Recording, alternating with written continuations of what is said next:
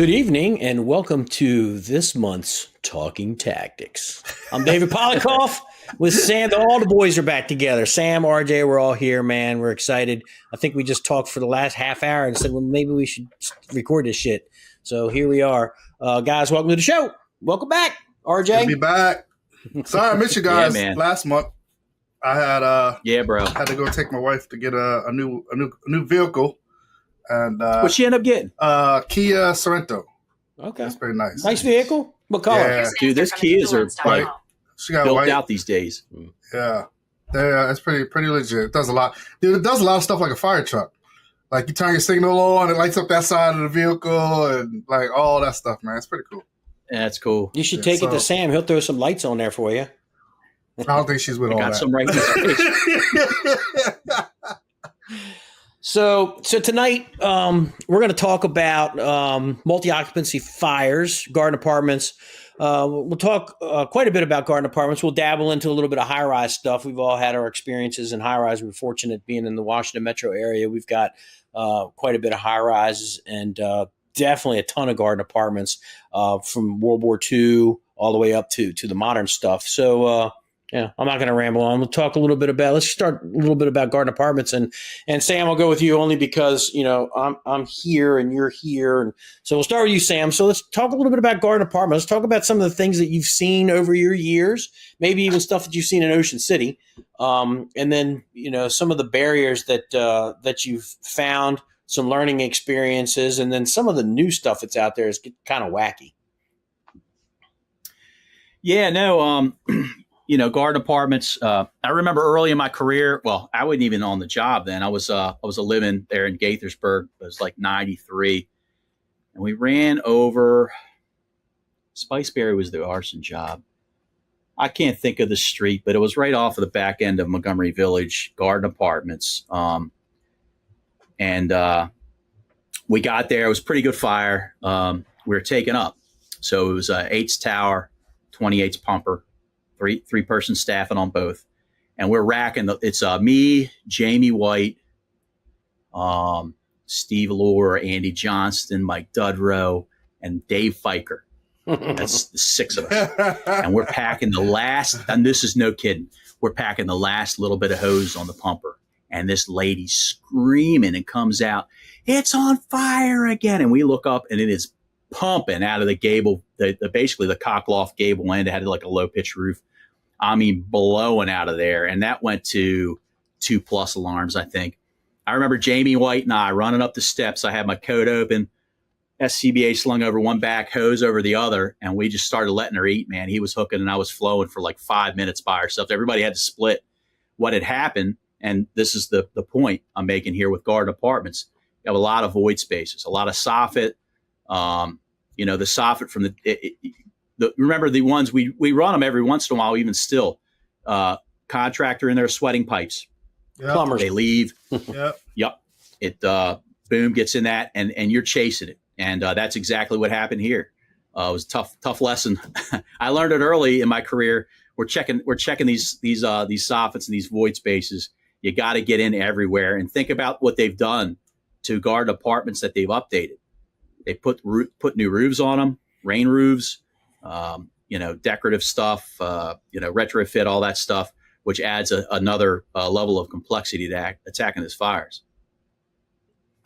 And so, RJ, were you on any of the Monroe Street, those garden apartments there, the ones that were wind driven that went to like 48 alarms or some shit like that? Well, you remember my first one on Fireside Apartments. I was a fireman for 6 hours when I made those rescues. So let's talk about that one. Remember that? I was fireman for 6 hours. I had graduated 6 hours ago, and my first fire was 6 hours later. I think didn't you get like an award for that as well? Yeah, I got a medal. And I remember the picture of you getting the award. You're like, baby. Yep. The baby face. I was. You still got baby face, but nobody ever believes that story. Thank you guys for verifying. You can't really tell people you're a fireman for 6 hours and you verified my Van Halen story, so I'm going to verify this one for you. Yeah, but talk about your experience. Yeah, man. The second iteration of Fireside, I was in my POV. I was at the academy at the time, and they wrapped it out. I took it in. and I got in a little trouble. Well, I mean, I think that was that was my introduction to garden apartments. Yeah, I think that in those days, I didn't really have a quite good understanding of how to maneuver in garden apartments. And I think, honestly, it really up until a couple years ago, I really, when I got placed on the policy review for Frederick and designing new policies, was when I really started thinking about tactics and why people need to go certain places and why people, need to bring certain things. But yeah, Dave. So yep, I was on fireside. I've been on fireside a few times actually. Yeah, because I remember you had one on Monroe. Oh, geez, what was it? Maybe about 5 years ago, maybe a little bit longer. But that was wind driven. That was pretty brutal. It was in the winter. That's the one I got. I ended up. I walked right past the command post and joined up with Tower 3. Paul Neal was working overtime, and he took me in with him. And when I came out, KT had to have a little talk with big brother, little brother talk afterwards. Hey, man. Yeah, and you brought up Can't just show up to them like that anymore. Right. We've got rules. Again, now they give me a car with lights and sirens and cross my bugles. I can show up at them now, and I try to as much as possible. And you can run it. Even if I'm there to give some and bugs. you can run it. You can be in charge of the whole thing. The one of the things you said, Sam, that I want to touch on, you talked about the plumbers sweating the pipes and all that stuff. And when you hear that, especially when you go there, you got smoke showing or whatever, and then you get into like the first floor and you see like 5 or 10 empty fire extinguishers, it's running those pipe chases. But that's a good point, to bring up. A lot of people need to understand is, you may have a room and contents, but fires in the bathrooms, fires in kitchens, the transition into walls, the people have to understand the way that these garden apartments are built. They're stacked up on top of each other. They're back to back on each other. So they take advantage of those common pipe chases and things like that. So they don't have to, run pipe all over the place. Kitchens are on top of kitchens. You get a fire in a terrace level kitchen, food on the stove, and it gets up in the vent. You could have fire up in the attic, pretty easily. Yeah. I've run a handful of those over in Prince George's County. I mean, where had fire in a terrace level apartment, and the fourth floor has decent amount of fire in the attic, and you're pulling ceilings, fighting fire on 4 levels. So the building construction is important. You need to know how these garden apartments are built, and we're fortunate enough in our careers that when we saw them building apartments and things like that, we'd be on the air. We'd stop. We'd go in, talk to the building maintenance guy or the construction manager, whatever, and just ask if we could take a look around, seeing these buildings before they have walls and ceilings and things like that. How they're built kind of gives you that idea of what that fire spread's going to be like. And then one of the things, Sam, touch on, running fires, to how to get a good look at what that apartment looks like. If you've never been in that apartment before, you may not know the one that's on fire, but you can definitely have a mirrored look in some of the other ones. So what are some of the tricks of the trade that you have used along the way to get good access, good foothold on some of these fires? Well, the first thing is getting out and drilling with your companies in those places. I can tell you, when I was both at 16 at 1, think about that whole corridor of Gardens, Arliss, Piney Branch, Garland, Domer, name it, right? We were in those things all the time. We did as many company drills as we could in those because, they weren't necessarily our bread and butter, but when we showed up, you had to know, okay, what's on the lowest level? What's the apartment numbering? In Nob Hill, 9300 block, right? We knew those intimately, and the floor numbering's goofy in those, right? So really, before anything even starts, you're getting out and you're drilling. You rely heavily upon your folks that have been there for a hot minute. When I first got down there, of course, I had time at Tacoma Park and a float lieutenant in the first, so I knew enough, but I knew enough to get me in trouble. And those guys got me really honed in both at 16 and 1 on a couple of those. I remember Montgomery Arms Apartments doing a ton of drilling in that when I was at 1 Engine because we had a really long stretch. There was that back apartment building was a 500-foot stretch, long line stretch, when we decided we were going away from leader lines, and we made it happen. But we drilled on it because that wasn't going to be when it was on fire. That was not going to be our first time. We had you mentioned Nob Hill. I had the 9300 block Piney Branch Road. Even though it's considered a garden apartment, it's a 5-story building. And when I rolled up on the scene, I was right behind 16, and I knew right away we had fire on 2 floors. It ultimately had fire on 4 floors and through the roof of a 5-story building. That went to 4 or 5 alarms. But classic electrical fire, short in a wall socket. Sparked out onto a mattress, got into the return for the AC unit, 36-inch diameter return for the AC unit from the first floor apartment all the way to the roof. And they were wooden floors because it was old, World War II, built like right after the war. So wooden floors burned through the floor of the first and second floor. And then ran all the way up to the attic, burned through the roof before we actually got a handle on that. And that thing moved fast. Of course, didn't help. It was August and it was 95 degrees with 85% humidity. And that was a challenge for those guys because, trying to get one line in place. And it was one of those, you looked at where the fire was showing itself when you're looking at it on the Bravo side, and it looked like it was the first apartment on the left. They forced that door. It wasn't there. Of course, there's black smoke in the hallway because new carpet, notorious that the door didn't shut all the way when they exited, so it left the door open. Black smoke in the hallway. It was a fireman's fire. So it was a make or break one, and everybody's holding on the line. So they had a hard time getting the line down the hallway. And forced into the first apartment, clear as a bell. Went down, pulled the line down a little further, got to the next door. They opened up that laundry room. Moved down a little further, got to the next door, stairwell. It was the last apartment on the left, even though it looked like it was showing as the first apartment on the left. And by that time, they had already had that entire apartment off. The second floor was off, and it was already leapfrogged into the third floor. And we ended up having to kind of do like a little tactical withdrawal. We had to knock it from the outside to get back inside to put that out. That was a very challenging fire for those guys. And kudos to them because they got it under control. Thank God nobody got hurt. It was hot. But some of the challenges, RJ, that you faced, like we talk about Frederick County, you want to talk about old. I mean, that's Civil War stuff. And in the city itself, I've seen some of those apartments that are on fire. They are old apartments, man. Yeah. Hey, real quick, I want to go back and tag on to Sammy's tricks because what Sammy said about getting out and seeing the buildings, I couldn't agree more.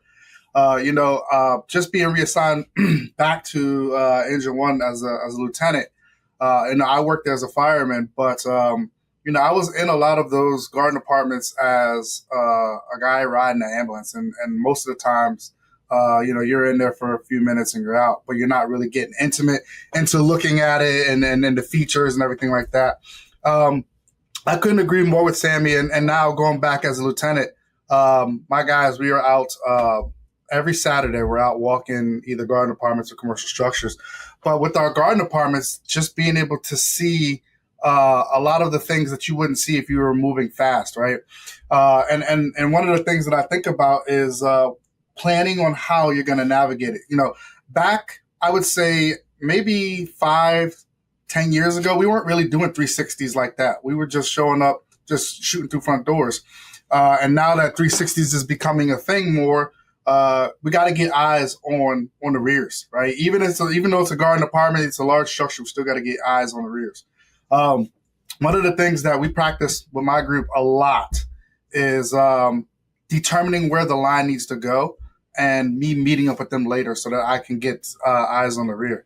And one of the things that we beat on a lot with our group is giving that initial on-scene report and then shooting through the center and getting out to the rear to get eyes on the rear, and then going back up the back stairwell and meeting up with my guys on the fire floor. And so, that's not something that we talk about a lot or something that you plan on unless you actually plan on it. You know what I'm saying? So I was just thinking about that as Sam was talking about getting out and looking at the structures and actually getting familiar and intimate with them. That's something that we had to process as a group me being a newly signed officer with this company. So I wanted to tag that on Sam. I thought what Sam said was legit, You do have a ton of newer style garden apartments in one's area, especially taking that left out of the firehouse and then going up into those neighborhoods and then heading back up towards the Golden Mile. A lot of newer construction, thin roofs, truss construction, things like that, as opposed to like down in the city in 2 and 3's area where you've got like turn of the century construction. And I actually, one of the first fires in Frederick I was on was in one of those kind of like a taxpayer had the commercial stuff on the bottom, but 3 floors above was apartments. And man, you want to talk about, I don't think there was a straight board in that joint. That thing was old. But the fires react differently in that new construction versus old construction. So you're right, RJ, to take the opportunity. I mean, we're there for 24 hours. Take that opportunity to go walk your first due area and to get in. And the other thing you said, these EMS calls, if it's a single ambulance call, you're kind of focusing on the patient. But if it's like an ALS type call where the engine company goes as staffing, that officer should be looking around the apartment, looking to see, where the bedrooms are, how long the hallways are, bathrooms, when you're leaving, maybe walk through does it have a scuttle? How did the stairs work? Some of the apartments that they have in 25's area in Montgomery County, where they have the terrace apartments, the entrances are on the Charlie side. You might have smoke coming out of the front stairwell of the first floor, but you can't, a lot of those doors that are there, they're blocked by furniture. So you have to get in. Yeah, I was going to say, that's the big problem, right? Mm-hmm. Yeah, that they that back end of the apartment, they don't use that door, so they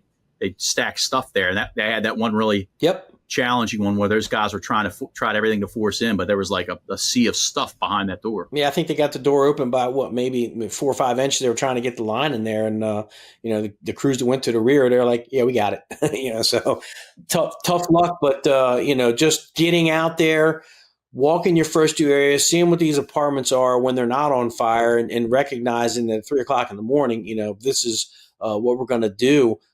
If we get a fire in the terrace level, and where's the entrances and things like that. Fair Avenue, the fire that I had, one of the fires I had there were one engine got there and it was icy. They knew they wouldn't be able to make it. They deployed their 400 foot and they actually had a really good bedroom fire. Met him at the door.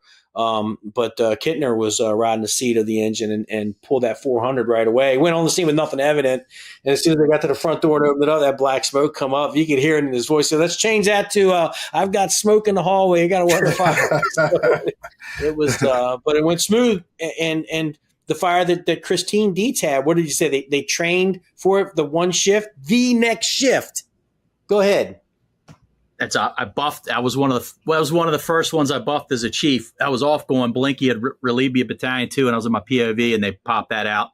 By the time I got there, it was out. But the shift previous, they stretched. They were like, okay, let's see how much it takes us to get to the top floor apartment. Well, that's where the apartment fire was the next morning. So they knew. I mean, it was like, it must have been looked like a symphony going on. I mean, that is so awesome. Does that not just go back to what you were saying though? You know what I mean? Getting out and walking these things, man. That's going to happen. Most of the time, it never fucking fails, right? That's going to happen to the other crew that didn't walk it versus the crew that did walk it, right? But that's just how life goes, right?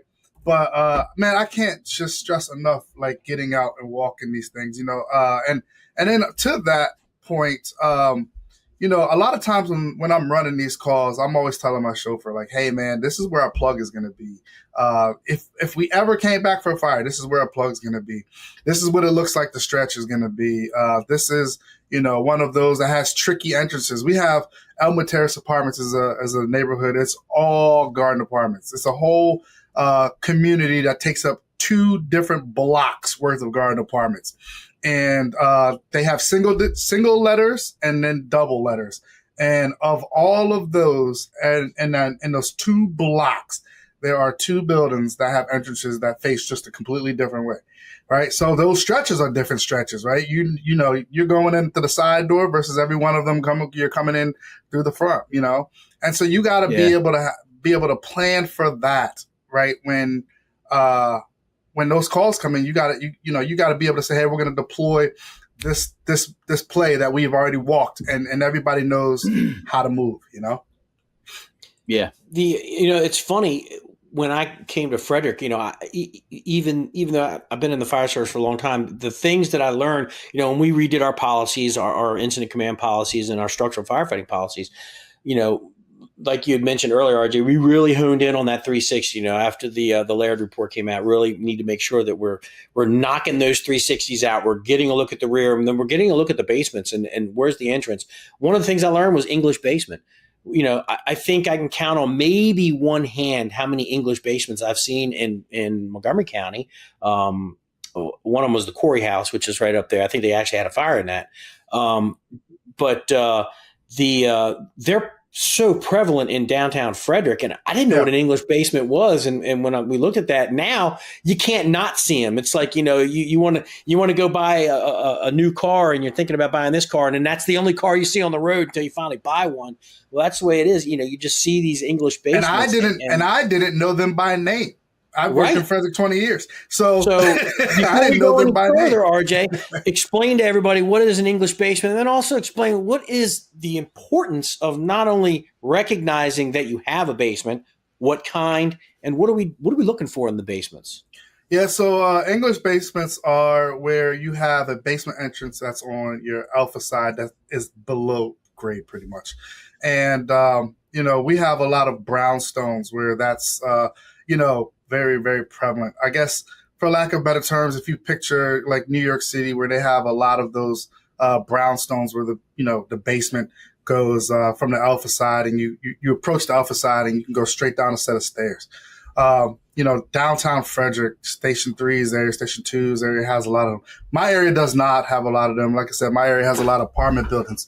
But one of the biggest things, we have to identify with those English basements is the fact that a lot of them are actually occupied spaces. So a lot of people live in those basements. So making sure that we can identify what's happening in the basement right off the rip. And I'll be honest, that not just English basement, that should be any house any structure we go to. We need to be identifying what's happening in the basement. But one of the things that I would say makes problems for us when we deal with these types of fires is congestion, getting down in those stairs. Usually a lot of times you got a crew that's got to force a door, and then you have a crew that's usually running up their back. And then now you look at it, you have 3-4 people all stacked up in a really, really tight spot. And then factor in, they have full PPE, SCBA on. So it can get really, really tight down there. And then the other thing is a lot of times you don't have a place to retreat. If you have injured crew on the backs of that truck or that rescue crew forcing the door. One of the things that we push really, really hard is discipline. And I think that I guess is a good time to talk about how that changed for us in Frederick after Josh passed away. But becoming more disciplined to not everybody stacking up on top of each other. One of the biggest things we drilled on when I was assigned to Squad 3 is we would let the squad crew force the door with the injured crew standing on the sidewalk level. They had a direct shot to the door with the charge line, and if something went bad when that door got forced, they can open that line up, protect those guys. Those guys can usually get back up on the stairs, mask up, or do whatever they needed to do. Carrying that same concept over to garden apartments and apartment buildings. When we redid our policies, we tried to set up the engine companies to not be all stacked up on top of each other. So our new policy in Frederick is that the companies pretty much leapfrog over and under each other. So our first due engine company goes to the fire floor. Our second due engine company goes to the floor above, right? Our third due company goes below. And then, so like they keep staggering on top of each other or under each other. And our fifth due engine is writ.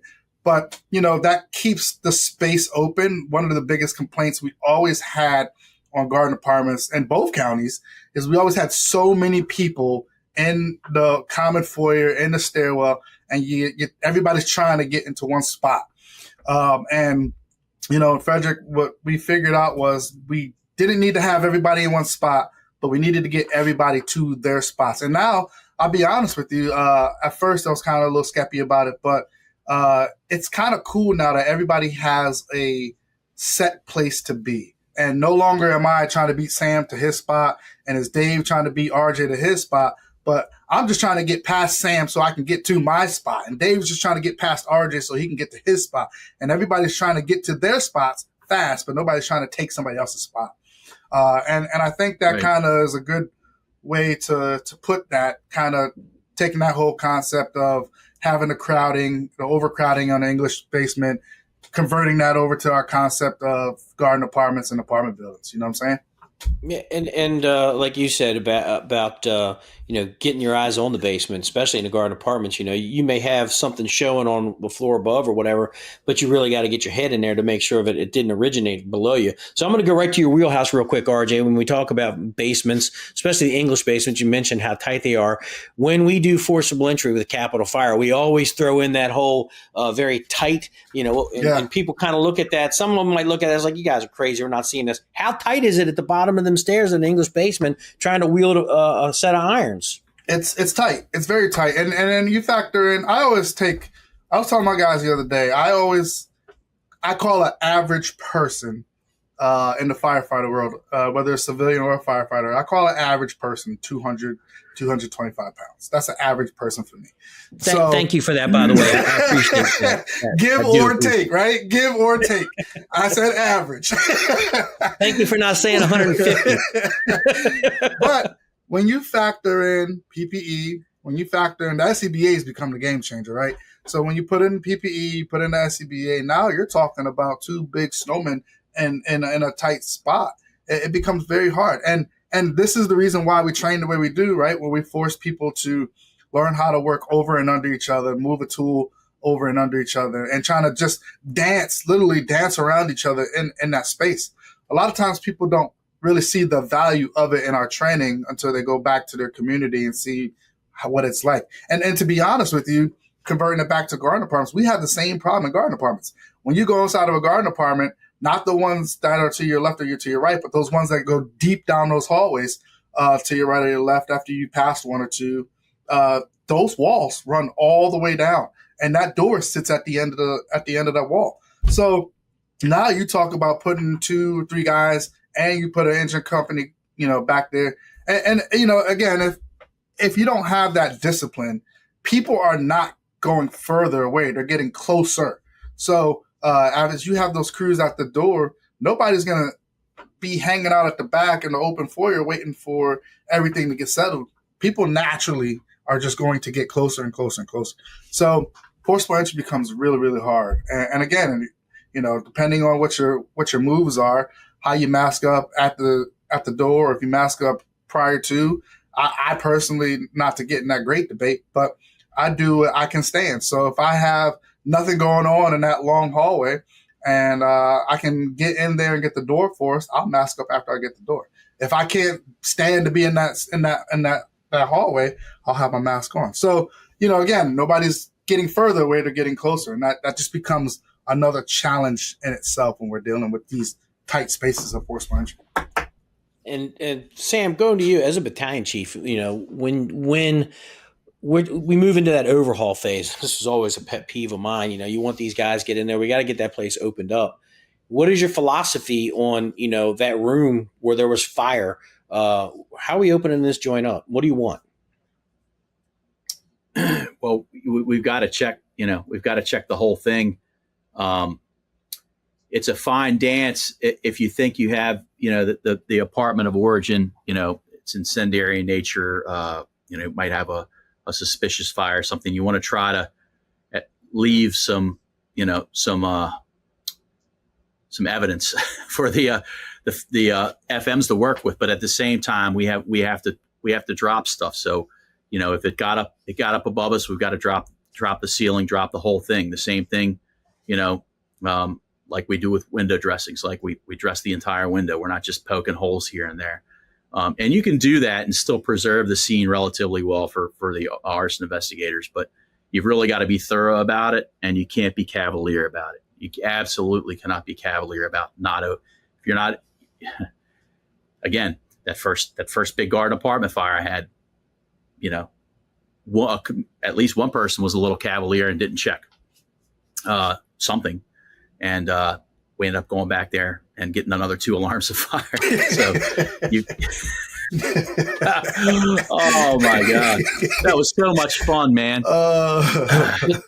You're right. But There's one of the things that irritates me is, I go in there and say, all right, let's go ahead. We're moving into Overhaul. Let's get this place opened up. Let's make sure we don't have any checking for extension. And you go in there and they're like, yeah, Chief, we poked a couple holes. It doesn't look like we have any extension. Well, to me, you don't sound very confident about what you just told me.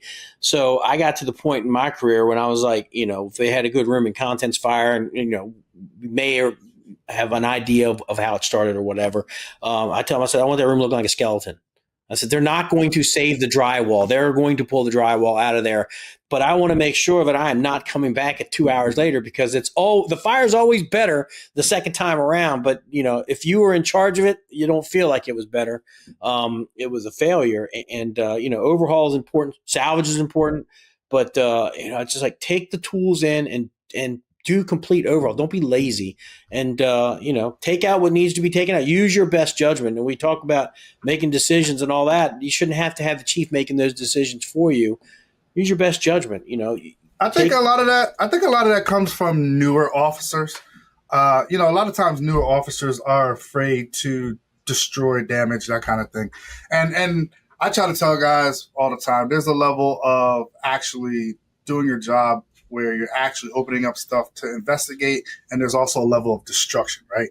And when you can honestly say, I want to open all this up and make sure it's good to go. And a lot of times what I'll do is I'll open up just enough to make sure we have it out so we're not destroying evidence for the fire marshals. But then I try to get the fire marshals in there as soon as possible so that they can look at everything, make sure they got all their pictures and everything they need, and then I'll go back in after them and then drop it all. I like to be able to see clear across. I don't even like an ember, nothing. Mainly because, you get the wind to blow just right, and you get a good whiff. It can sit there and burn, and it usually takes, a good little bit, an hour or so, hour, 2 hours, and the next thing you know, you're back again. And I don't want no officer should want that on their conscience. No officer should ever want to have on their record that they had to go back for a rekindle. If you keep that in your head that I do not want that on my, because everybody is listening. And when they dispatch it, the dispatchers don't give a hell how they dispatch it. They call you out. They're like, responded back to such and such for the rekindle. Right. You know what I mean? Womp womp. And everybody else that's not doing that call when they listen, they're like, whoa, they going back. And Facebook Fire Department responded. And they say, Facebook Fire they Department must not responded. put it out. They must not put it out all the way. I'm guilty. I've done it. Yeah, but we're at the point. Don't be lazy. Just do your job. Obviously, if it was a candle in the corner and it scorched the wall, you don't have to use your best judgment. But if that room is off, take it out.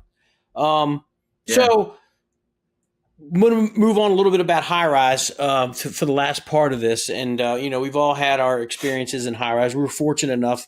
It's funny when you talk to people when we go out and we teach on the road and we talk about high rise fires and they just have that deer in the headlight look and say, well, we don't have any high rises. And when I first got hired in Silver Spring, there's a lot of high rise there. A majority of them weren't sprinklered.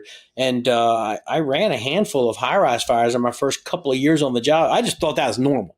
Hey, we're burning high rise up. And then when you start talking to people, it's like, yeah, man, we're lucky if we get like one high rise fire every 3 or 4 years. I'm like, I've run 3 or 4 in the last year. So realizing that it's unique. I remember my very first high rise fire was at the Elizabeth House.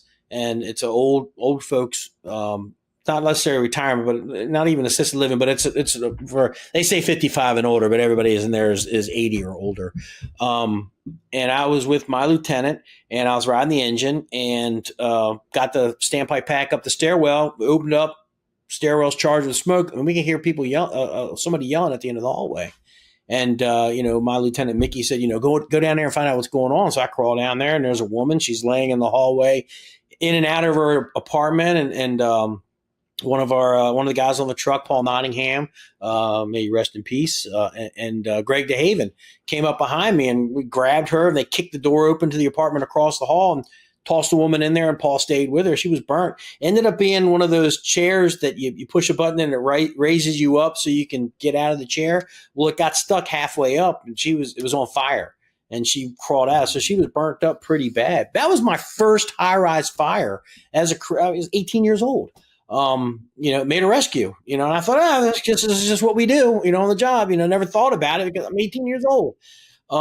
But we had some really good high rise. And one more story that I want to tell about high rise is that really put it in my head about making sure that you bring all the tools that you need to bring was, my same officer, we run, it was the AT&T switching station. Yeah, I know I'm dating myself now, how old I am, but high riser on Georgia Avenue, and it was all switches for the phones. And it was the third time we run it for a fire alarm.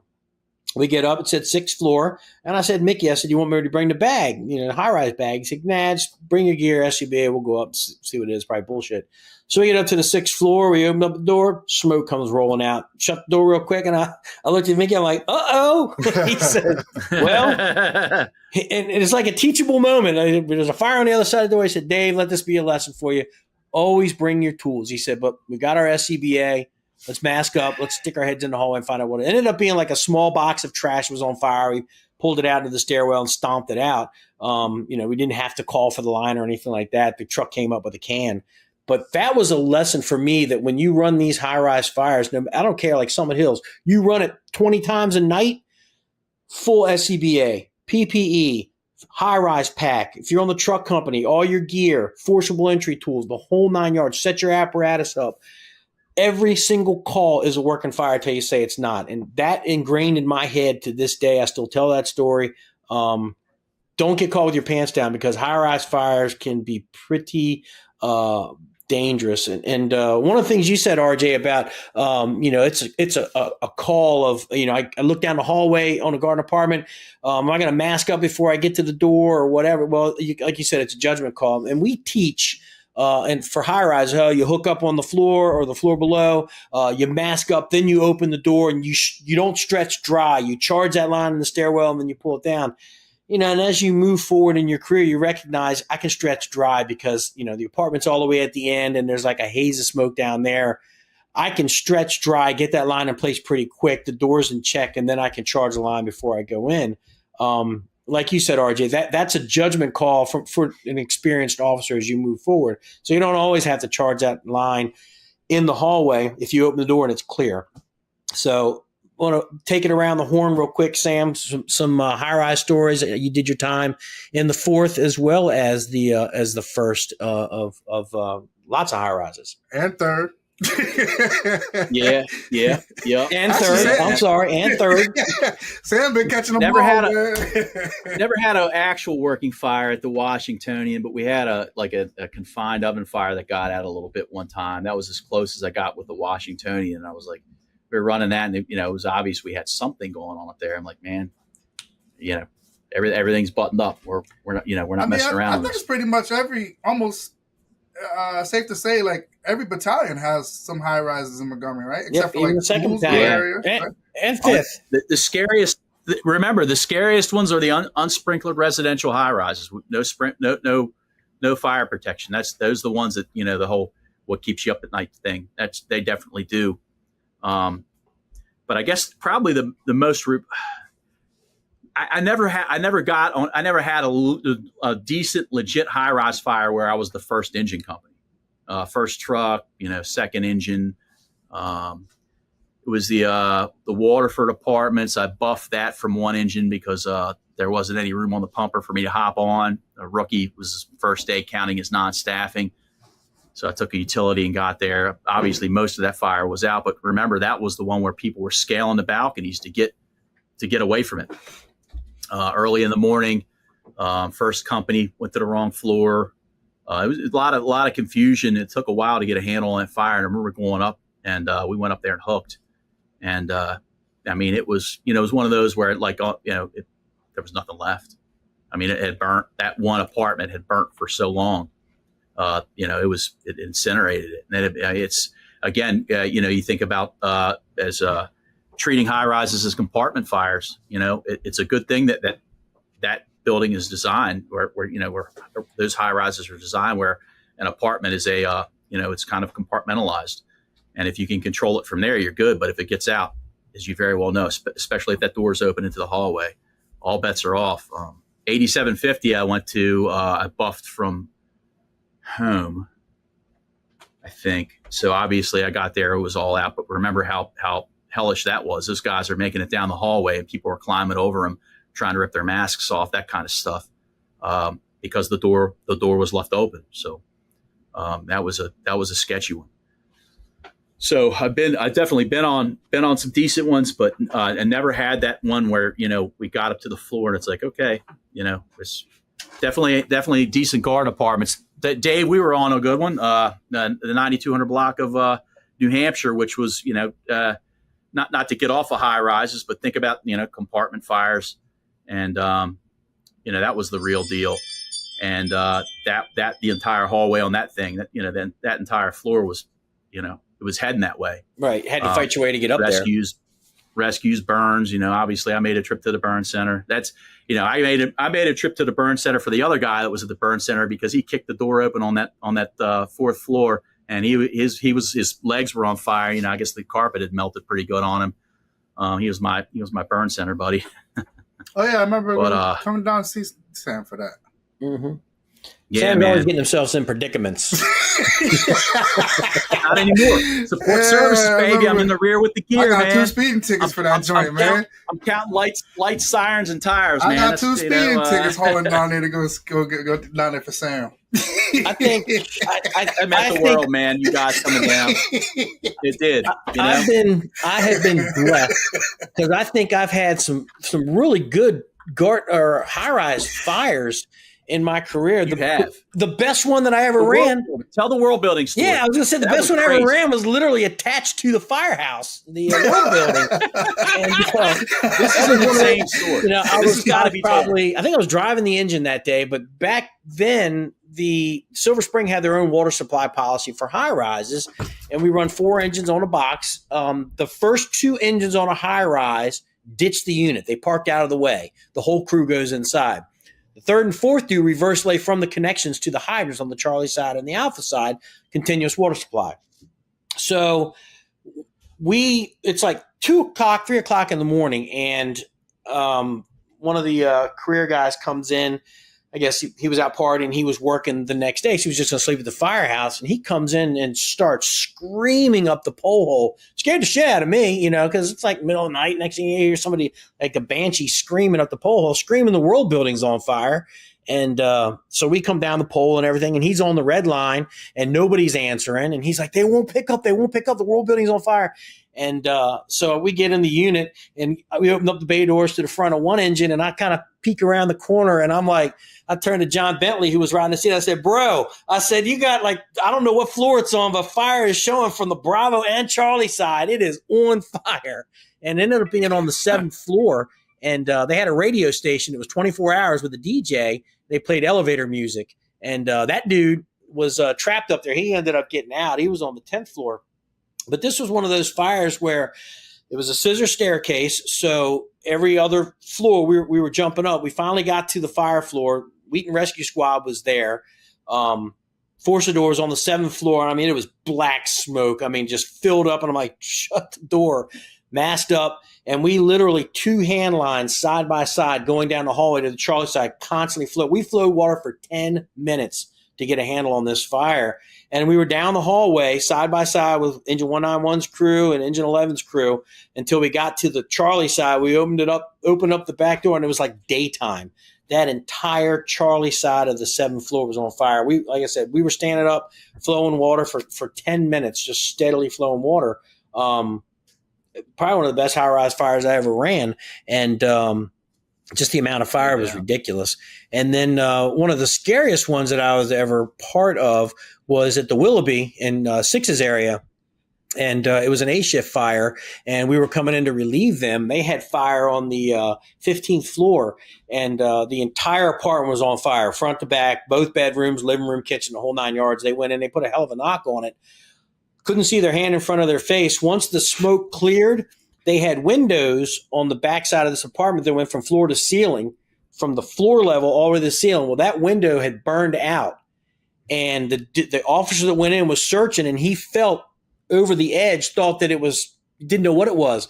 When the smoke cleared, that was a straight pipeline out to the courtyard from the 15th floor. He is so lucky. Had he been walking, that'd have been it. He'd have I walked remember right that. out. So just things to think about with these high rises. It's not only the wind driven stuff that in itself is its own animal, but bringing the equipment up there, you might have to marry up two engine companies to get a hose line down the hallway. You might have to add on to, that 200 foot might not reach, depending on where the fire is in conjunction to where the stairwell is. The fireman service, that's another thing that always gets people. If here's the thing, if the fireman service doesn't work, you need to be taking the steps. If there's water in the elevator shaft, you need to be taking the steps. My old captain, Paul McNeil, when we were at one engine, first thing he did before he got on the elevator, he'd shine his light up between the crack of the elevator and the hoistway. If there was any smoke we'd take the steps. And I remember 16 flights of steps. I don't want to do that now. I'm a little older, but back in the day, 16 flights of steps. You got to your I want to do that as an 18-year-old kid. The only fire that I had the line on, excuse me, the only fire I had the line on a high-rise fire was that building next to the Social Security Administration building there behind the firehouse of Rockville. And the elevator wasn't working. And I had to hike that whole thing carrying all that shit. And then you get up to the floor, you're shot. You're shot. And then you got to start hooking all that stuff up and stretching it down the hallways. And so even as a young man, I don't want to carry that stuff. But, it's funny. I was thinking about what you were saying about the tools. And anybody who has run high-rise fires knows what I'm talking about, that it is without a doubt a fact. The higher you go, the more shit you find. So, people start ditching shit the higher they go, realizing, I really don't need this, or, what I mean? I think I'll be good with just a hook versus a hook and this. And come back down and get it if I need it. But only experienced people can say that for a fact, that they've seen that the higher you go, the more things you find in the stairwell. It's without a doubt. We ran a high rise fire in where the hell were we? Where was it? We had to hump the steps. Building 1 at Navy Med, the big high rise, right? So I was a battalion chief. I think it's Building 1 or Building 10. Building 7. Whatever. The high rise where the president goes when he gets his medical stuff. Yeah, the big one. So we had a fire on the 18th floor. So I'm coming from battalion. It was Battalion 2's area. I'm coming from Battalion 1. I had Tracy Coleman with me. She was doing a ride along for her battalion chief stuff. So we get on the scene, and Charles Bailey was in charge. He was the Battalion 2 chief, and he had 50s chief in there with him. And I said, what do you need? He said, hey, I need you to go up and take Division 18. He said, the elevators aren't working. They had a flooding condition, so the elevators weren't working. So I said, all right. So I got SCBA and everything. Luckily, I'm a chief. I had my hook, and I had to take everything else. And I humped those 18 flights of steps, and there was like a little lobby area before you went through the door to get to the 18th floor. So I got up there, and I got down on one knee, and I got my shit together for about 5 minutes, catch my breath, wipe my face all off, because they weren't going to see the shape that I was in when I finished that 18 floors. And I got up in there, and I'm like, all right, so I'm going to be, what's up, fellas? Yeah, you got to pull yourself together, man. Honestly, that's the one thing I do like about working in Frederick. There ain't no high rises. There's no high rises. We have two high rises. And one is 8 stories, and both of them are 8 stories. So, Frederick has a city ordinance that no building can be built taller than the church's steeples. And oh wow, I didn't know that.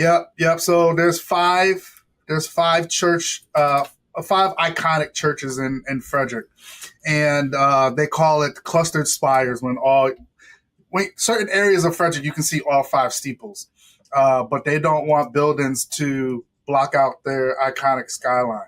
And so no buildings can be built higher than that in the city. So outside of the city, there's 2. One is in 2's area and the other one's in 1. Well, I guess since they changed the zoning, they're both in 2's area now. But, Yeah, that's a thing that we don't have to worry about. Now, mid-rises, where it's right on the cusp of 5 and 6 stories, we have those, but we don't have high rises. And one thing I was thinking about, Dave, when you was talking about the elevators, and I want to tell people this, one of my biggest mistakes I made on a high rise that I like to share with people because it could have cost somebody their life. And it was before I understood elevators myself. We had a fire in the courthouse, in the penthouse. And I was a unit officer. And when we got there, the security guard met us out front, told us there was a fire in the penthouse. And he said that he was going to take us up to the floor. And so not realizing, and thinking about it, at the time I thought it was a good idea for him to just take us up to 2 floors below, since he knows the layout of the building and everything like that. So he takes us up. I tell him we have more crews coming. And I thought in my head it would be a good idea to send him down to bring up those other crews and get them in position. And I did not realize the position that I put that guy in, because what ended up happening was he was going to get on another elevator to go down and get those guys. But hindsight, looking back at it, I put that guy in a really bad position for anybody who was on an upper floor, 2 floors above me, where I'm 2 floors below the fire. If anybody was on an upper floor above that elevator would have called it up higher than I was. And essentially what would have happened is that security guard would have ended up either on a fire floor or up higher than I was. And now I put that guy in a bad spot. So, things to think about when we're dealing with high rises and elevators is to make sure you understand how elevators work. There's a lot of good things out there now in the fire service with elevators, and Montgomery and Frederick, we were blessed to have a guy like Dave Gooden who knows elevators very well, shares his elevator programs. He worked on elevators prior to being a fireman. And so understanding how elevators work and what elevators are doing, how to recall them, how to take control of them.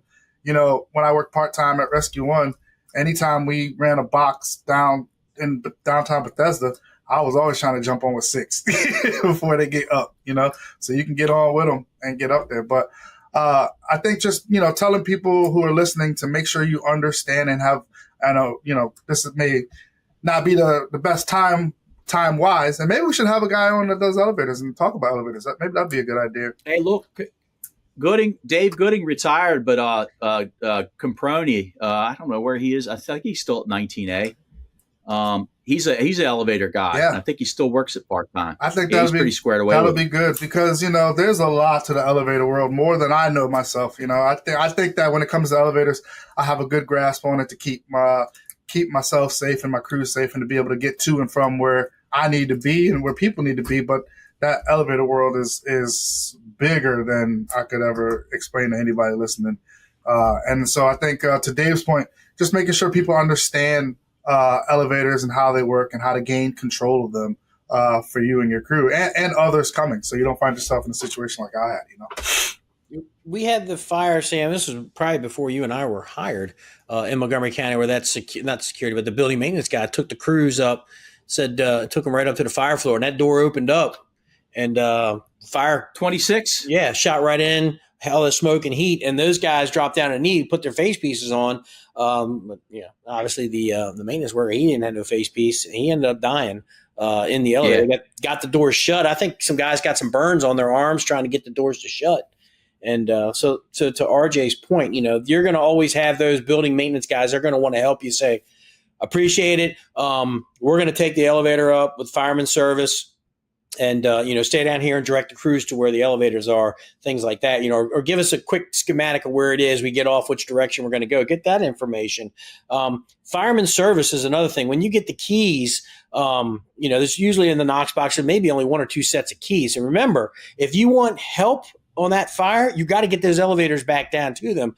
So what we tell people to do is get the elevator, fireman service in, get inside, use the key, get the thing up, open the door, throw the keys on the floor of the elevator, send it back down to the lobby. So now those guys have the keys. Leave the keys in the elevator so that way everybody can get up and down.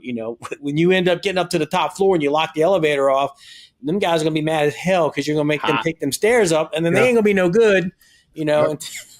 get their composure before they get out there. So they're going to be such and such in you. Absolutely. Somebody's going to be MFing you regardless. Or you'll get on the radio. Send the elevator back down. It was such and such. Coming to the end, guys, again, I think, it's important for the people that are listening, understand these multi-occupancy fires, they're very complex. It may be a room and contents fire in a garden apartment, but, how are these garden apartments built? Some of them are weird. They're numbered weird. I know there's buildings in Rockville where you don't go upstairs. You kind of got to go up an incline in the building. And next thing you know, you're on another floor. Yep. And you go through, Park. Go through doors. Yeah, you go through doors, and now they're numbered differently. You really got to know your first year. Like you said, RJ, get out there and walk these buildings. I mean, whether you're getting a paycheck or not, you owe it to not only your crew, but the citizens, your family, so you come home safe. So you understand, the complexities of these buildings, especially the newer garden apartments. Know where the utilities are. Do your circle checks. Get your 360s done. Don't be lazy. To RJ's point, policies are built in place. Yes, you're not always going to – you may be dispatched third due, depending on if it's a combination system. Maybe that fire engine didn't get out. You might be second due. But when all bets are off, do what you're due. Like Matt Kerrigan used to say, do your due. So if you're first due, you arrive on the scene, you do first due. When everything else is perfect, the units are there, take your assigned position. I know people are arguing, well, if I get there first, I'm going to do their job. If they're 30 seconds behind you, you're going to get a punch in the mouth is what's going to end up happening because you're screwing up, the thing. So follow your policies.